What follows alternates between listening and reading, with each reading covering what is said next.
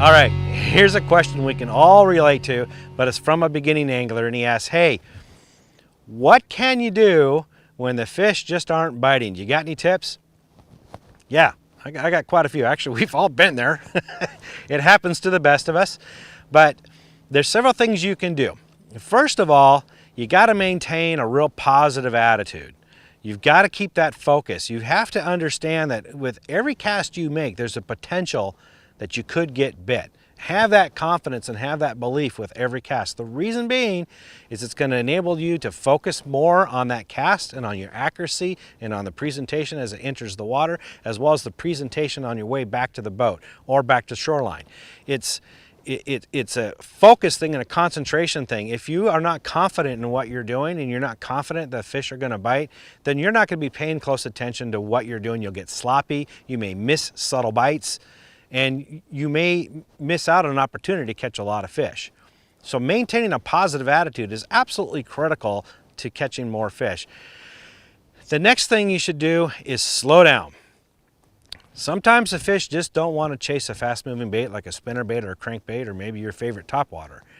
Don't try to force it. If they're not willing to bite it, then slow down and move to a slower moving presentation like a jig or a worm or maybe a drop shot or a split shot presentation, and that can also often elicit more bites.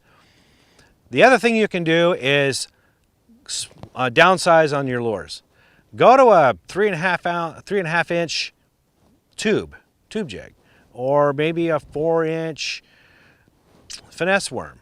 I know a lot of guys that fish 5-inch Senko type worms, and sometimes I'll move down to a 4-inch or even a 3-inch and I'll start catching a whole bunch. Matter of fact, I'll put those on the back of a split shot sometimes and I'll start catching a lot more fish when I wasn't getting any bites before. So just downsizing your lures and slowing down, oftentimes you can get a lot more bites.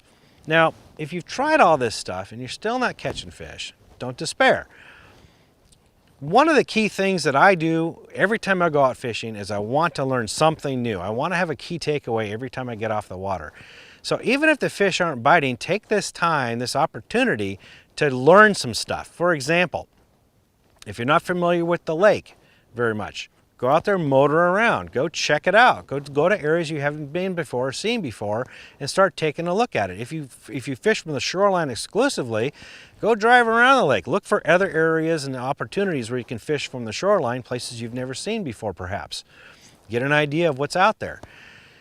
If you're on a boat, you can also maybe, this is the time to learn your electronics.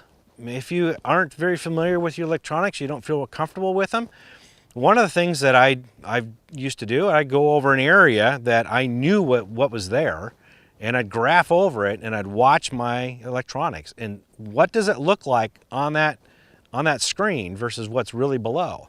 And I get a better idea of how to interpret what I see on the graph. That is really valuable for when you're fishing new areas that you've never been on before. Now you have a better idea of what's down there because you have a better understanding of how to interpret your graph.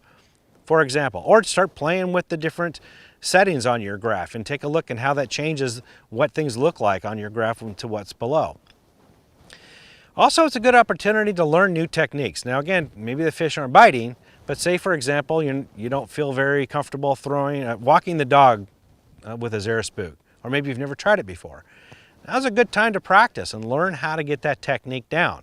It does take some practice and timing to figure out how to walk a dog with a Zara Spook, or walk a dog with a frog, for example. Any kind of techniques like that. Practice it now when the fish aren't biting, so when the fish are biting on that technique, now you're spending more time catching fish versus learning how to actually work the bait.